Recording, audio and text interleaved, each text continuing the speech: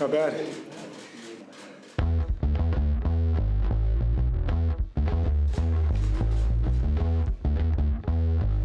All right, we got Devon Allen. There we go. I'm sure you're all aware he's a new Philadelphia Eagle. He is now a two-time Olympian and now a Penn Relays champion in the 110-meter hurdles. Come on.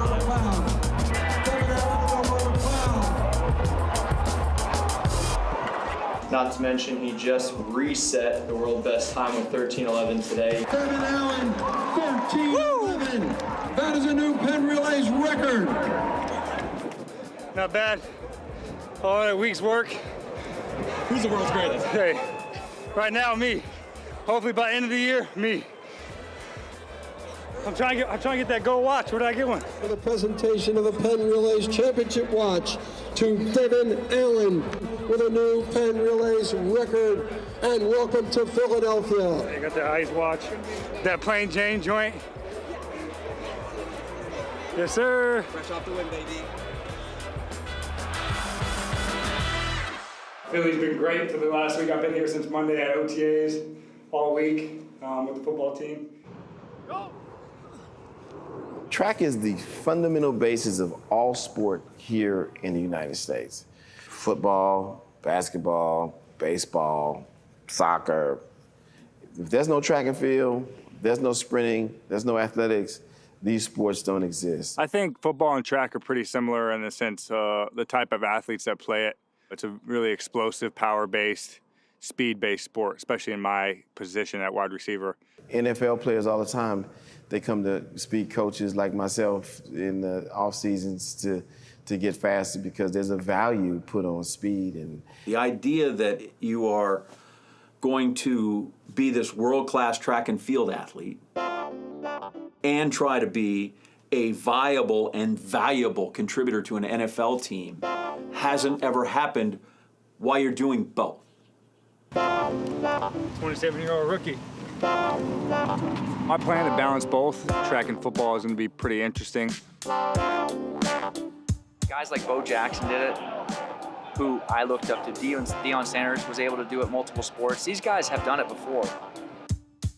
I had calls from scouts when he was a sophomore. They all just called me about track guys, and they kept asking me, they said, how fast is this guy really? And then they're asking me, is he going to do football or track? I said, well, we'll see. Time will tell. He could definitely do both. He talks to me about what he's doing, and for me at this point with a lot going on, it's sometimes you're more manager than you are, you know, director. It's nothing I haven't done before and nothing I can't handle. He was, I believe, leading the team in touchdown receptions. Back to pass. Finds Devon Allen over the middle, and he's got a hole. Passing midfield, he turns on the Jets, and there he goes to the 20. No one's going to catch the track star. Touchdown, Oregon. He played college football and ran track at a high level as well, and I think the intensity is similar, and I'm able to kind of balance that better now that I'm older and more wise as an athlete. And that's some speed you like to see early on. you start talking about getting into a zone like a pro football, basketball guy, whatever. The track and field athletes, Olympic athletes have a zone too. And the stuff that comes from that is amazing and will blow your mind. The demands physically on you are amazing. On one of them, individually, combine them, and I realize that they're kind of separate seasons, but there's some carryover, is really, God bless the man, that's a hell of an undertaking. Number one goal is always to stay healthy. So we have to have a plan to stay healthy. Especially with trying to finish this track season up, going into World Champs, and then 2 weeks after going into training camp. Yes, he is generally pretty healthy. Right? You haven't seen me eat all those burgers and fries and... Most athletes could say their setback is minor injuries. They're not reaching their full potential. So really taking care of the body, hydrating, stretching, the body is the craft, you know. Devon Allen's lucky. Not only was he part of, or is he part of the greatest hurdling generation, he's a great medical marvel and part of a great medical generation in that the guy can blow up 2 ACLs and that they were able to put him back together and he can still run 1284 in hurdles. His rehab people should get a medal for that too. It was toe and calf, and then that went away. It's been getting better since, so. Gotcha. Yeah. Anna Hartman is an athletic trainer that I've been working with since 2016. The name of some of the techniques I was using was called visceral and neural manipulation. They're osteopathic type treatments. So I blend that in with like traditional sports medicine stuff, and it has a really wonderful outcome. The mentality to come back from an injury is kind of deeply rooted in my confidence in myself as an athlete, for one, but also the faith that I put into the people that kind of build my team around me. Like, these are the best people in the world. Like, I go to my doctor and I think I have a really great doctor. I don't know if my doctor is one of the 4 or 5 best doctors in the world. First part of it is like glute max, so that's what this stretch part is. In terms of like the differences in the sport, obviously like the biggest one is that he's going to start doing multi-directional stuff, and which is even more important to like make sure he's feeling good and like has his mobility and strength and staying injury free. So just keeping on top of stuff is the biggest goal for us. He's going to be able to conquer whatever he wants to do. It's just a matter of finding a very, very fine-tuned path in doing so. And the guys have taken me in right away, the coaches, pretty much everybody in the city. I'm walking around the last couple of days, people saying what's up to me, so it's pretty cool.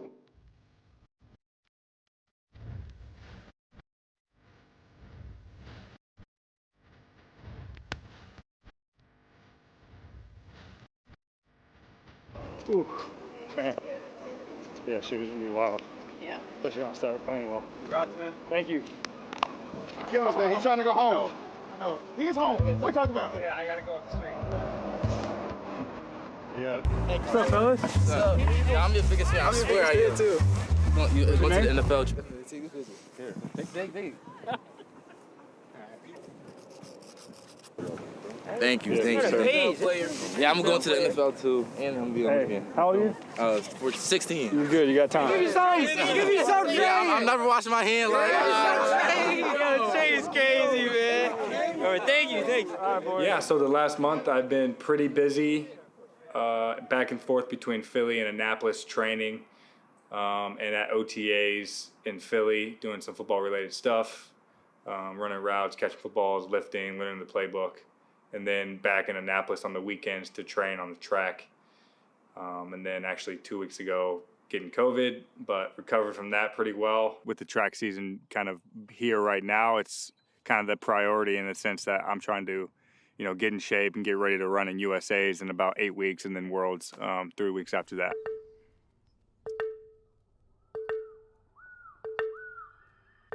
We're in New York City right now, getting ready to race in the New York Grand Prix tomorrow night.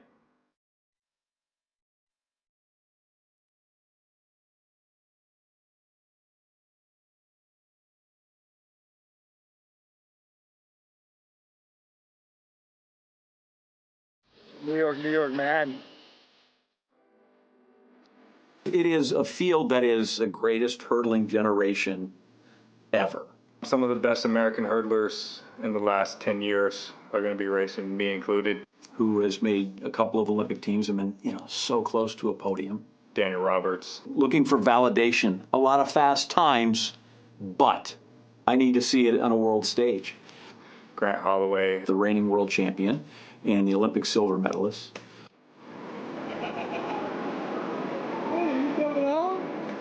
Yep, I'm here to party.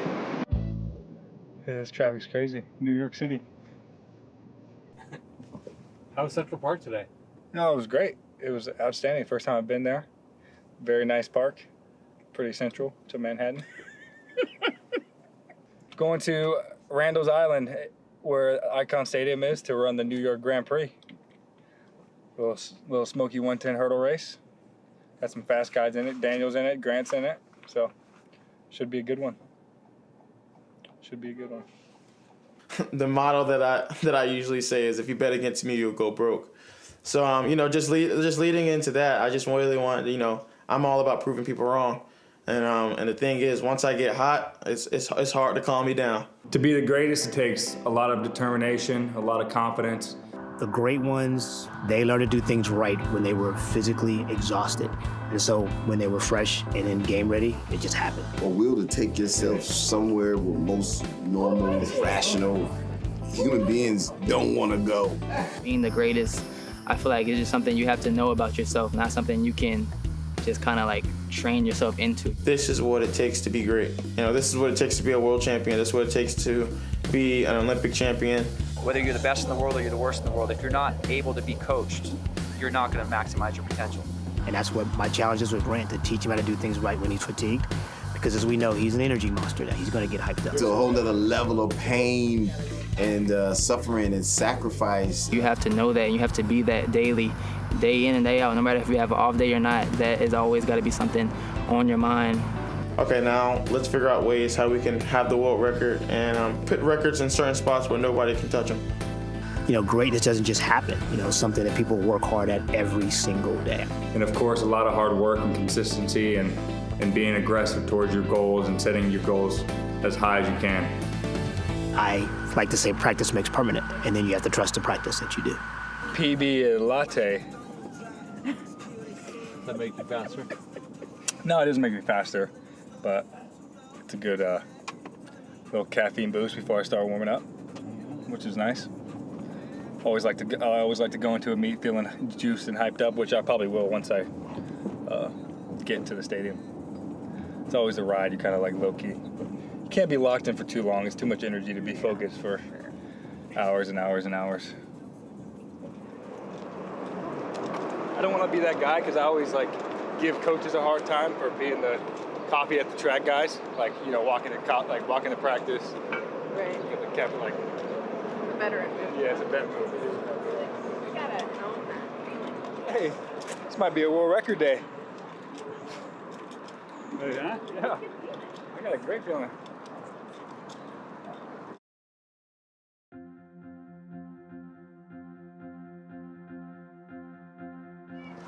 Long time no see, brother. Good, bro. Yeah, I'm doing all right. Man. How are you? Hanging in there, dog. Yeah, all right. Slowly but surely doing it all over again. There you go. Grant is great. Devon's great.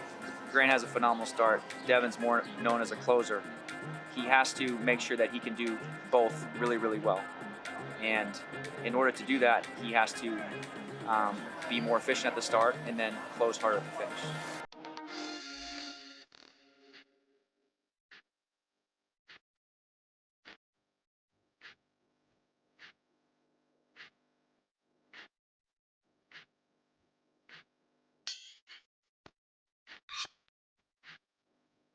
Feeling good? Ready to roll.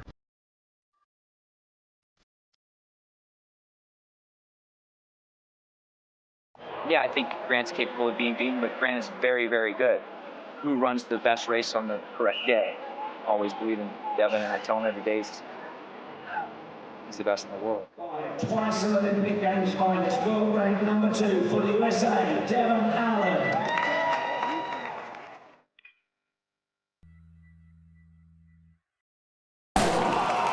Holloway and right alongside him, Devon Allen. He's the big time.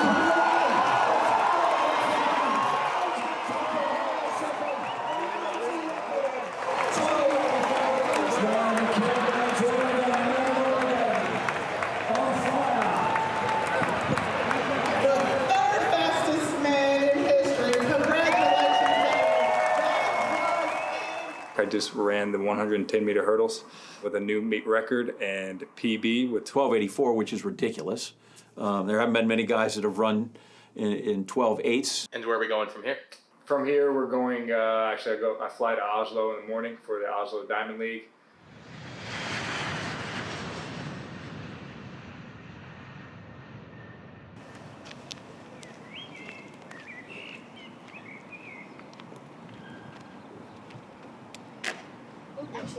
Where are you from? I'm from Phoenix, Arizona.